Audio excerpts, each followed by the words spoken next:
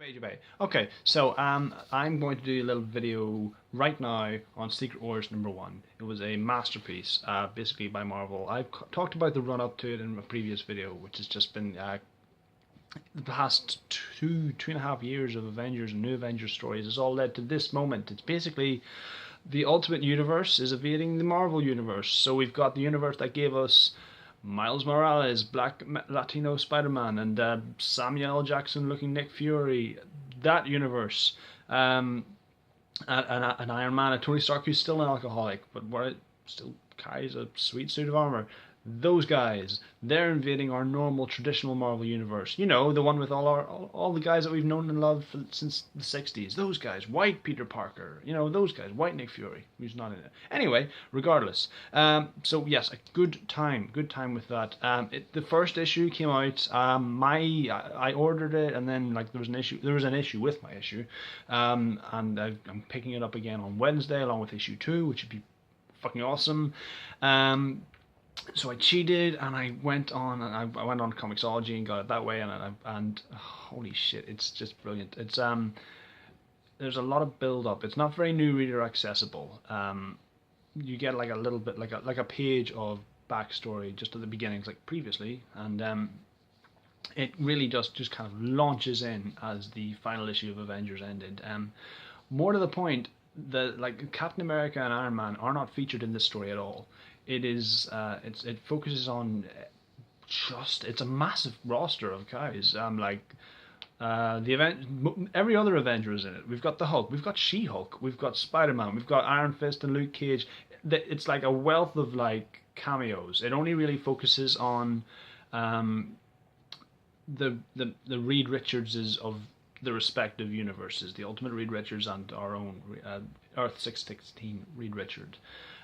Both are sort of trying to evacuate each other's Earths because they know it's doomed. The best they can do is get onto like what they call the life raft in their respective universes, take the best and brightest and some food and try and move to another dimension or what have you. But it's so the stakes are so high, man. It's because we see so many Marvel characters in this. The first issue of this event opens with the end of the world, the end of Marvel. I don't want to get into spoilers, but it's just like this is what's been advertised, and because we see so many people duking it out, it's amazing. Everyone gets a look in. The Guardians of the Galaxy show up. Bodies fucking drop, man. Bodies for the destruction is so cool. The artwork, it's by Esad Ribic. He's not really cut out for this sort of big bombastic work, but his pencil work is amazing. He worked with Jason Aaron on Thor, and that run is beautiful. But there are some moments on this that it's just the spectacle is just there. They go big, and they don't go home. It's hold on, let me see if we can get this up for you. Maybe get this on. Come on, Comixology, be a pal.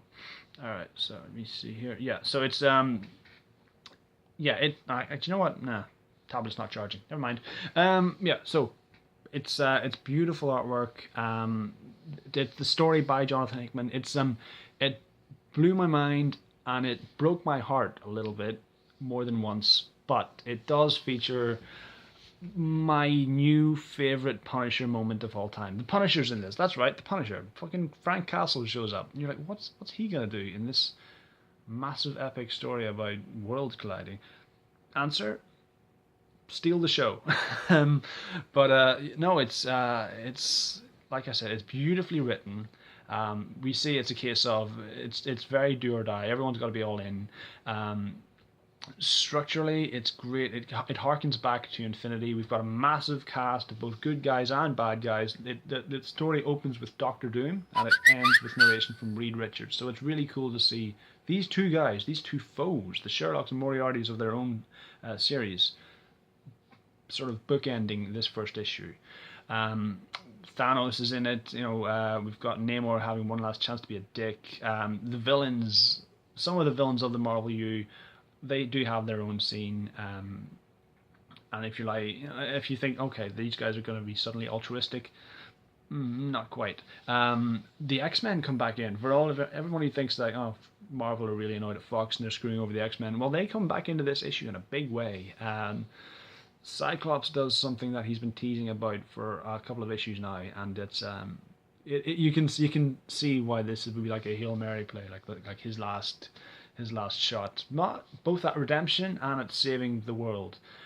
Um, I don't want to spoil very much. Jonathan Hickman writes this as an epic, but it's so hard to believe it's the first start.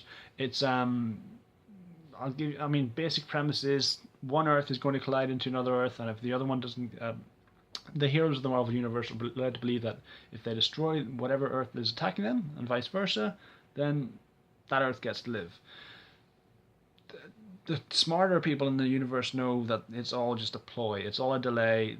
Both Earths are doing. They need to evacuate, and it's the end of the worlds as they know it.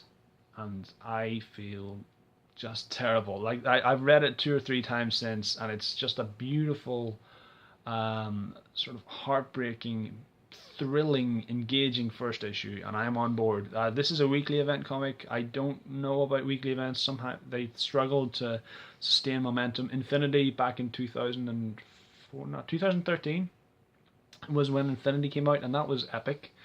But that had that wasn't really, that was a monthly series with like Avengers and New Avengers tie-ins to keep it going and keeps other storylines and plot threads going.